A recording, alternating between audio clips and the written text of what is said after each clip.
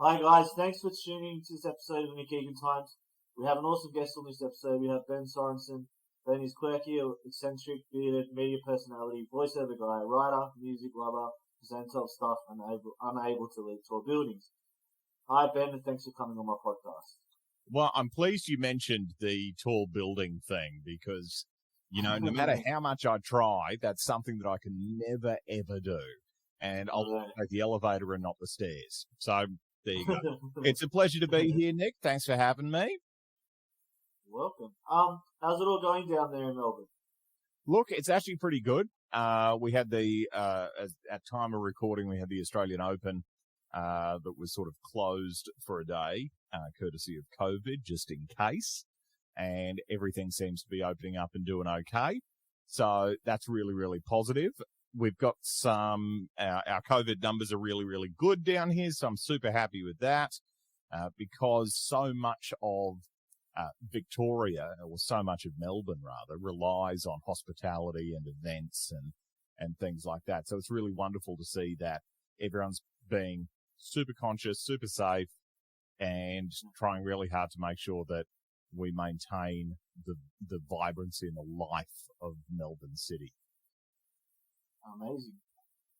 All right, let's just jump straight into it for listeners. Who is Ben Sorensen? Well, that's a really great question. And, Ben doesn't always talk about Ben in the third person. But, look, I think that for me, I'm just I call myself like an Aspie guy wandering through the world trying to feed his brain. And that's pretty much all I do. So in the entertainment sense, I love the mental challenge of being mentally nimble and quick-witted stuff, and hosting a lot of shows and doing the comedy circuit and stuff like that. So I think that's one part of me. And the other part is also looking at the entrepreneurial side of the entertainment industry, producing and creating shows, doing the media and marketing consulting, and working on the strategy side of things. So basically, it sounds like I do a lot. Don't really. It's just full utilization of asset and trying to keep my brain fed, because it's super hungry for knowledge and experiences and things like that. So that's what I have learned to keep myself from going stale, basically, is to do multiple things. And a lot of people do that, They'll have a day job, and then they may have a football team that they're part of, or they might have, a hobby or something, or a passion of some sort outside of that. And that is designed to keep them nimble and to keep them mentally engaged and interested in things. So, the only difference with me is I've chosen to soullessly profit from both sides of it. Good for you. Yeah, great insights. Tell me about growing up and your family life when you were younger. I was pretty lucky. I grew up in a little country town called Dayborough, and it was known for its pineapples and cows. And I think that sort of country upbringing was really helpful. I think it's great to be able to go, well, I'm just going to get outside and run around the paddock for 10 hours, really amazing. And, to have such a small town or a small community to be part of, it was challenging, but also very accepting at the same time. And I really think that helped form a lot of my core values that I still hold to today. So yeah, growing up in a small town was wonderful, and I recommend that as many parents get their kids out there and running around in the dirt and hugging cows and doing all sorts of stuff. It was literally an adventure away from a screen. Whereas now we all spend most of our time looking at a screen. Like we have the medium-sized internet that we ditch for the tiny internet, which is our phone. And sometimes we'll have a total break and go to the big internet, which is the TV in the lounge room. So back then, there was none of that. I mean, we watched a little bit of TV in the afternoon, but most of it was adventuring and telling about, stories about what we'd found or what we'd seen or what we'd done. And, that's something that even now when I'm in the concrete jungle of Melbourne City, I still think fondly of. And I still have my holidays in either a farming towns or in the forest or something that connects me with nature, because I think that's so important for that grounding. Yeah, for sure. Tell me about your passion. So obviously being a TV presenter, and the media obviously is your passion. Tell me about that. I love technology, and I love how technology changes. And one of the great ways for me to embrace that and use that and show it off a bit is through TV or video. So there's so many amazing gizmos and gadgets that you only have the opportunity or excuse to buy and use if you're doing media. And I love that. But I'm really passionate, not so much, also about the technology, but more so about telling stories and having experiences.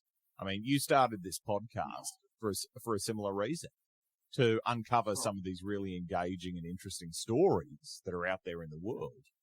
And, we share that passion, which I love. Yeah. And that's what I enjoy most about the video format. I love audio. I did a lot of work in just audio only, but I think video provides such an additional layer or an additional depth to being able to tell stories and really immerse people in whatever you're doing. It's also a lot more exciting. Yeah, I agree. Yeah, and you can visualize it too. Yeah, definitely. Definitely. So video and TV, definitely a passion. But, having said that, in my time off, I really enjoy musicals, and I really enjoy going to the theatre and listening to some of the wonderful and creative musicians that we have in this country. And, I adore traveling back in the dark ages when you could do that, and seeing what different cultures are like, different languages. And I think there's such a depth to the human condition that, it's worthy of that exploration, whether it be for work or simply for your own edification. Yeah, for sure. Have you done much traveling internationally, domestically? Yes. Domestically, I travel a heap, or I used to. This is all in the dark ages, pre-COVID. I used to travel all over Australia, although it seemed to focus on the East Coast, thanks to our centralised population, doing a whole heap of shows, touring around with Supernova, which is like the Australian Comic-Con, and that was such a wonderful experience, getting to, experience that in each capital city. It's just really wonderful, and it looks like I'll be back doing that again this year too. So I'm very, very humbled and grateful to be able to do that and to travel with them. And overseas, I like to head to Ireland, the Republic of Ireland. I think it's just such beautiful countryside there and some lovely people, and they get my sense of humor, which is kind of handy. And also Germany. I do a lot of time down in the south of Germany, which is, again, lovely. They don't get my sense of humor at all, but they're very kind, and we laugh lots anyway. Yeah, cool. And what are you working on currently? So obviously, I know you mentioned earlier that you're doing some festivals. And eating better, sleeping more consistently, trying to look after my health. No, I'm actually working on a comedy festival venue, which I'm very excited about. We're doing look, thanks to COVID, it's a small venue, but we've got some really big personalities and some really big comedy there, which is just really exciting. So we're putting that together, and we'll be doing an announcement in conjunction with the Melbourne Comedy Festival in the next week or so. So keep an eye out on the socials and everything, where we'll be vlogging that. And also, outside of my venue that I'm working on, we're really fortunate here in Australia and also in Melbourne to have the world's second largest comedy festival just on our doorstep. just right there. And I was just really, really stoked about it every year when, you know, the world's best comedians just sort of descend on Melbourne. And it's such a wonderful melting pot of ideas and creativity and people that, you know, are just passionate about observing the human condition and talking about, you know, those different styles of comedy and different cultures and how we make each other laugh and, you know, what that does to us as a culture and as a race of people. And I just find that really fascinating. So, yes, so I'm doing that, the comedy festival thing, which is really great. I'm doing some presenting work, at the Australian Open, which is exciting. So you can have a sticky beak at that. That'll be online somewhere as well. And, yeah, doing some amazing work at the moment with a environmental organization called EcoForce Global. I'm very, very lucky to be working with them. So, their whole point, of being is to reduce the, atmospheric carbon levels through planting trees. And they have this amazing system where they actually guarantee the tree's going to live. And if it doesn't, they'll replace it to make sure that it actually does absorb all that carbon from the atmosphere. So, I'm just really lucky to be working with some really great organizations and some wonderful festivals that align with some really good values. And when you have those organizations with great values, you tend to find really good people there as well. And I'm very fortunate to have done that.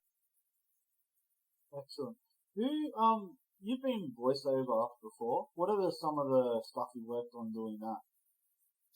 I did. I've done lots of stuff, and you know, a lot of times, when I'm out, someone will go, "Oh yeah, I remember that thing you did," and I'll go, remember that. And part of that is because when you're doing, particularly with ads or shorter stuff, the script comes in, you're in the box and you read it, and then it goes, and you don't really think about it too much. You might read it a couple of times, but it's not, you know, super stuck in your head like it is when it's on air and it's been playing not back to back annoyingly for 6 months or 12 months. But I'm really lucky to have done a whole heap of work in with music tours and promotions, and I really, really love that work. I did a whole heap of voiceovers for Boney M when they came out to Australia. I did the 50th anniversary for the Monkees, which I love. And, you know, look, I'm pleased you're sitting down. I can see because we've got a camera thing. I can see you sitting down. So this is a big one. Peter Andre. Oh, nice. How good's that? Yeah. Amazing. I just had to pinch myself and I went, oh, dude, I peaked too early. Like total highlight. Yeah, so I've done some stuff for, the Palace of Andre Rieu, which I thought was wonderful. Yeah. So yeah, lots of music stuff. I'll do, you know, a few, voice acty things, which I enjoy as well. There's, a couple of, kids' educational resources, which I'm also really passionate about, that you'll find me voicing, you know, an alligator here and there or a train. I did the voice of Shane, the Australian train, in some of the Thomas the Tank Engine stuff. Thomas the Tank Engine fan stuff. And I went, oh, that doesn't count. It's not real. And then I checked out the numbers and I went, there's actually a really huge following for that. And that's one of the wonderful things about doing the voiceover work is you're plugged into all of these great projects. And for me, I've just gone, I didn't even know half of this stuff existed. And then you read for it and you check it out later and you go, that's actually really good. Not so much my part, but collectively, the project is really great and it's really interesting. So I found a whole heap of really amazing creatives out there that have been putting together some really high-level stuff that I never, ever would have known existed until they, you know, picked up the phone and said, hey, Benny, can you do this for me? Or, you know, do you want to have a crack at that? And I go, yeah, all right, fair enough. So, yeah, voiceovers I really love. Really, really love. And they're one of the things that I can actually continue to do through lockdown, which made my life a little bit easier because I can still go to work. Exactly. And you've been on MTV and TV. What are some of the stuff that I would recognise or we would recognise that you've done being on? Most of the stuff that I've done is is basically just my voice. I did I did Sharky's Friends, which is kids' TV show on Channel 9. This was years ago. Did some stuff. I did a lot of stuff for 3RW and 4BC. Had some regular segments on there. Did breakfast radio on the Sunshine Coast. And, lots of other bits and pieces. And I think that when we look at some of those things, it's such a great community to be part of, when you're in a small town like Brisbane, which is where I started, where you can just sort of hop across and do some radio and then do some TV, do some live events, and then do a whole heap of publishing.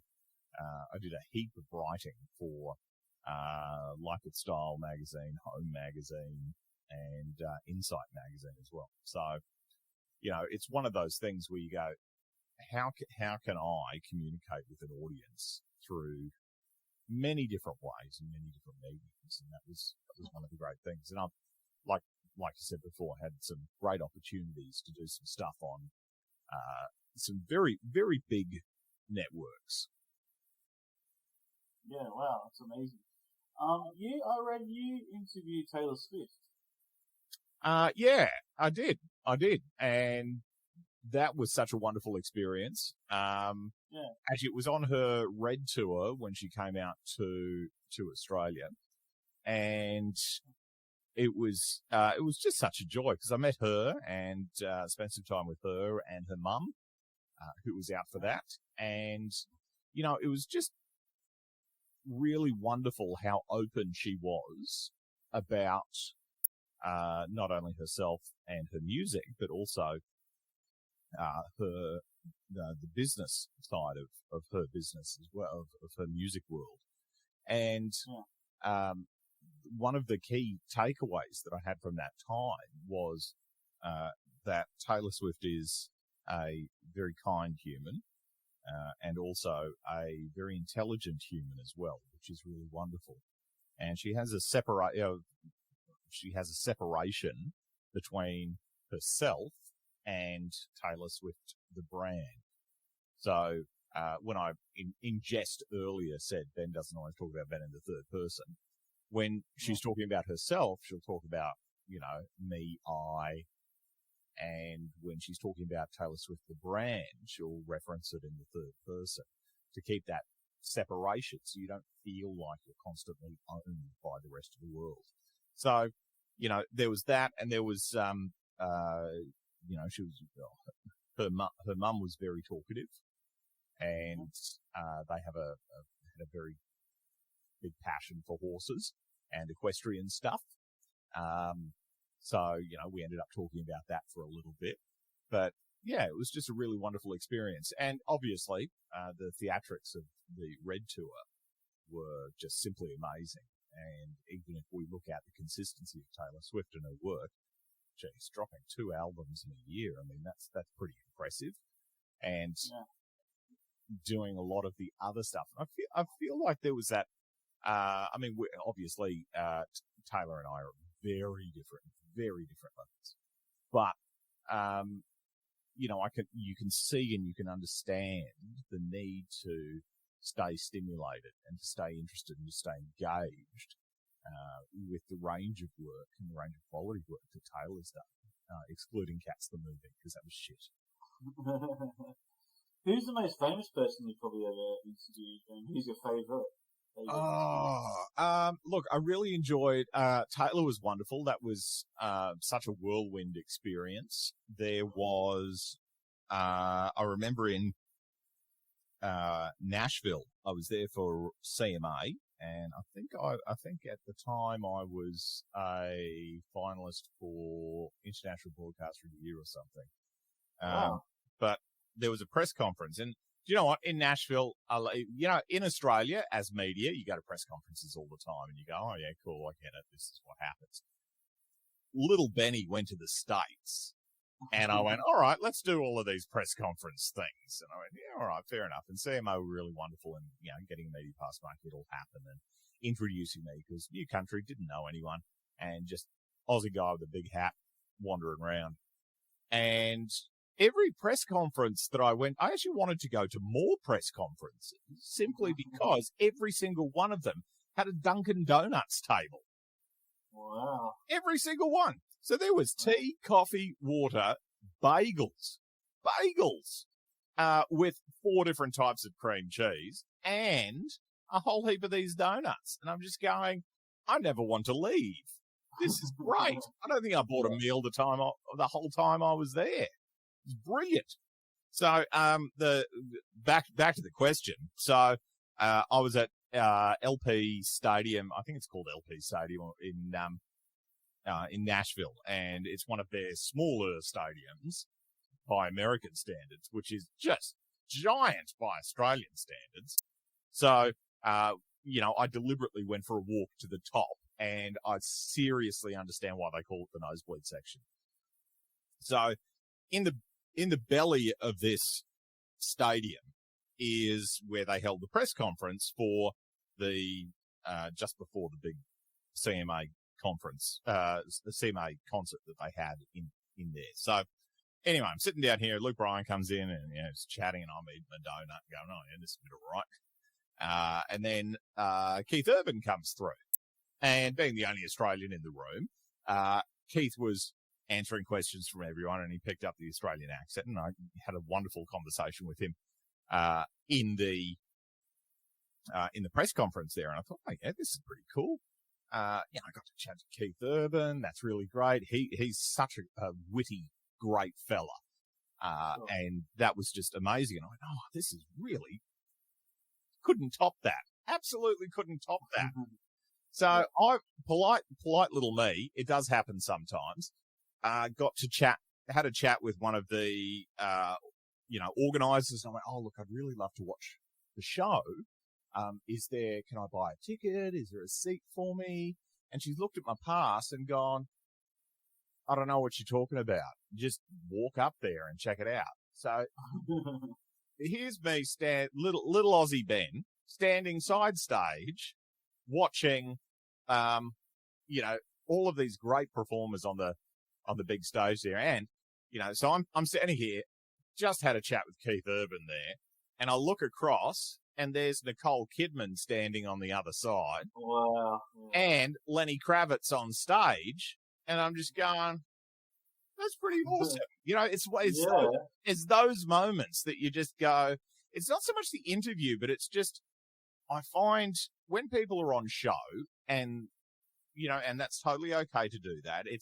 This is who they are. But then in those quiet moments or those in-between moments, I think you see more honesty about who they are, So, I mean, that was wonderful. She was also, again, I didn't talk to her. I just saw her from afar, not in a creepy way, but just other side of the stage. And it was lovely. Although now that I'm talking about that, another great experience, Zach Brown Band, who I met, while I was in the States, came out to tour, and they did some shows with Jason Mraz ages ago at the Sydney Myer Music Bowl down here. Great venue. Really, really awesome. And they were the support act. They played. They did some cool stuff. Zach loves cooking, so he was cooking up he's great food for everyone. And I thought, okay, so I've had a chat with Zach. All good. On stage, side of the stage again, going, oh, Jason Mraz is on there. I'll just have a sticky beak. Check it out side stage. Again, really awesome performer, really great live show. And I'm there looking, just sort of bopping along, going, yeah, this is pretty cool. Look at all those people out there. Look at what's happening here. And then I turn to the other side, and who should I see bopping along with me but Bruce Springsteen? Oh, wow. And I'm just going, holy crap. Yeah. So it's those little moments that stick in my memory that I just go, I am so happy with those moments. To have just those honest moments with, or shared by some of those amazing humans. So yeah, Yeah. there you go. Yeah, And also the donuts. I really like the donuts. Yeah, those moments will be like, you'll never forget them, and they really, like, when you've got it as your passion of what you do, they really help, and just, like, it just makes you so much more happier and fun, I believe, anyway. Oh, absolutely. Absolutely. Oh, what other passions? I was going to say the other exciting time was I was doing a corporate gig in Sydney, and Tony Abbott. Yeah, I know Tony. He's my local member in my area. Yeah, there you go. He was. Tony Abbott until they, snapped his misogynistic self up and took him to the homeland. So I was doing this corporate gig up there, and it was actually Tony Abbott's sister was one of the event managers. So unbeknownst to me, we ended up having this wonderful conversation, and I've gone, are you sure that you're related to Tony? Because you're a lovely person and really interesting to talk to and have some really logical, fact-based, progressive views. Wow. That's amazing. So anyway, that was really cool. And incidentally, at that same function, I was introducing and interviewing Malcolm Turnbull, who was then Minister for Communication, or as Tony Abbott said, the man who created the internet, which is totally inaccurate because he didn't, and even if he did, the NBN doesn't work well enough to be considered as an achievement. Anyway, continue. That's true. What are your hobbies and interests in your downtime? So obviously you've got a busy schedule and you do a lot of other stuff. What do you like to do just to relax? And I have some guilty pleasures on Netflix and Amazon that I enjoy. So a lot of times what I'll do, I'll get brain dead from high energy work day, and what I'll do is I'll sit down and I don't mind Midsummer Murders, because it's weirdly comforting that they just bumble along in a little town somewhere. I'm enjoying The Good Place at the moment. I think that inspires a lot of my extracurricular reading. So definitely check it out. A lot of my extracurricular reading at the moment, courtesy of The Good Place, is all about philosophy and psychology as well, and how the two sort of intertwine. So I find that fascinating. And I'll read, I do a fair bit of reading. I like reading peer-reviewed journals to answer questions that I have. So when we talk about, anti-vaxxers and stuff like that out in the world, I go, oh, okay, cool. So I wonder what's in the vaccines, or I wonder what the research is, or, oh, everyone says this. So where's the research? Let me actually read the actual research. So I really enjoy doing that, and I find that I learn so much, and it gives me so much more respect for the scientific community. I'm not a scientist, but I really respect it, and I'm just really interested in so much of the great research they're doing. Yeah, so, sure. That's a hobby. Doesn't sound like a hobby, but it's a hobby.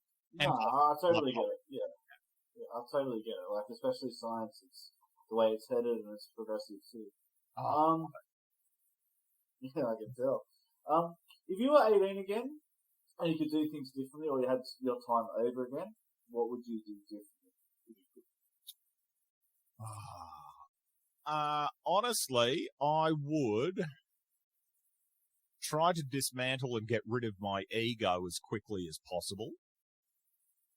Understand that happiness is not something that you find from a destination from outside yourself, but a destination within yourself. And learn that having a lot of money is really helpful.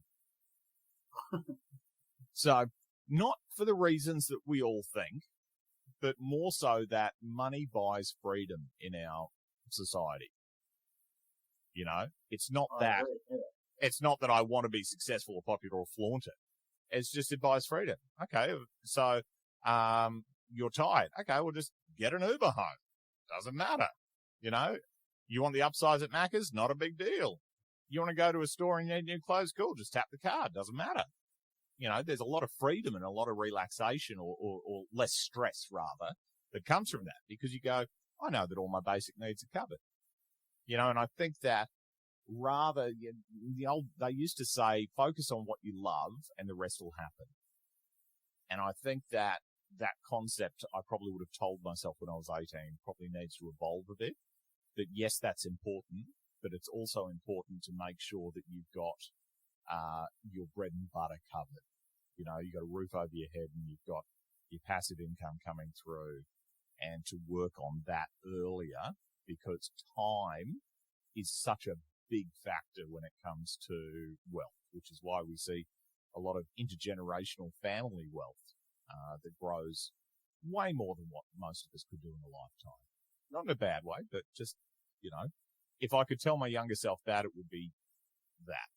Have a healthy relationship with money and understand its freedom and its power and how to acquire it ethically. Yeah, that's great insights, and thanks for sharing. Ben, thanks for joining my podcast. I do appreciate it. I wish you all the success with everything you're doing in 2021. Thanks so much, mate, and thanks for creating a wonderful podcast where I can tell these stories and where, you can create some really great content with a whole heap of other people. So, look, thank you.